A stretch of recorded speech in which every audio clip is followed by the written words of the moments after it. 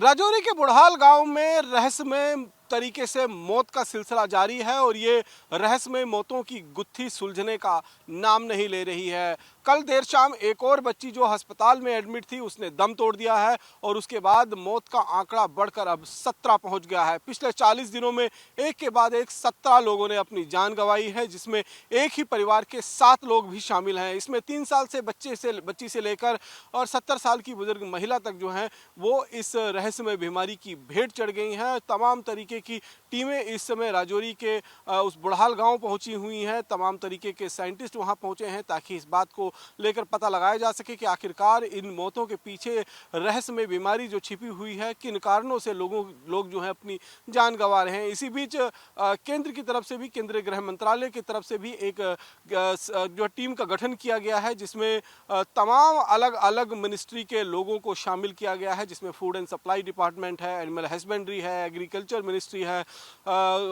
उसके साथ साथ में स्वास्थ्य विभाग के टीम के लोग होंगे, तमाम तरीके के वाटर इंडस्ट्री के जो लोग हैं, यानी कि जल शक्ति जो मंत्रालय है उसके लोग जो हैं, वो तमाम लोग जो हैं वो इस समय राजौरी के उस बुढ़ाल इलाके में पहुंचे हुए हैं। कल ही शाम को उन्होंने पहले अधिकारियों के साथ बातचीत की है।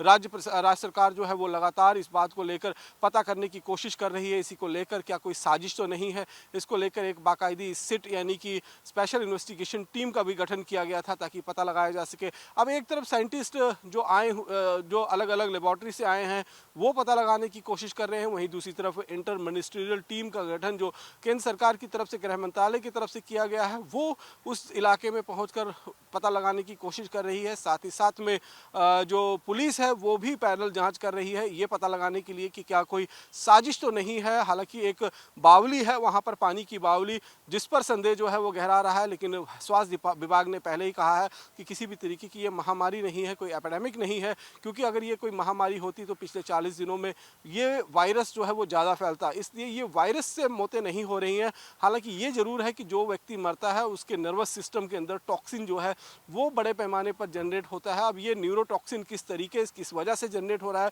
इसके बारे में कोई जानकारी जो है वो निकल कर सामने नहीं आ पा रही है। फिलहाल सभी तरीके से कोशिश की जा रही है, पुलिस जाँच चल रही है, जो अलग अलग देश के अलग अलग कोनों से लेबोरेटरीज की टीम आई हुई है, अलग अलग डिपार्टमेंट की, वो वहाँ पर जाँच कर रही हैं। साथ साथ में अब केंद्रीय मंत्रालय की तरफ से, केंद्रीय गृह मंत्रालय की तरफ से भेजी गई टीम भी जो है वो जम्मू कश्मीर में जांच कर रही है। कल ही लेफ्टिनेंट गवर्नर मनोज सिन्हा की तरफ से भी कहा गया था कि देखिए तमाम कोशिशें की जा रही हैं कि इन रहस्यमय मौतों का पता लगाया जा सके कि किन कारणों से मौत हो रही है, और अब हर एक पहलू पर जो है वो गंभीरता से जाँच की जा रही है। राज्य सरकार के साथ साथ में केंद्र सरकार भी जो है अब इस बात को लेकर बहुत चिंतित है कि आखिरकार पिछले 40 दिनों में ऐसा क्या हुआ कि एक के बाद एक 17 लोगों की जान चली गई। 2 परिवार के सारे बच्चे जो हैं वो मौत के घाट उतर गए, उनकी मौत हो चुकी है, और अब ये जो रहस्य है वो लगातार गहराता जा रहा है। और इसी रहस्य को सुलझाने के लिए अब राज्य सरकार के साथ साथ केंद्र सरकार की टीमें भी जो हैं वो जम्मू कश्मीर के बुढ़ाल गांव में पहुंची हैं ताकि इस रहस्यमय बीमारी का पता लगाया जा सके। कैमरा पर्सन सुनील के साथ रमन सैनी,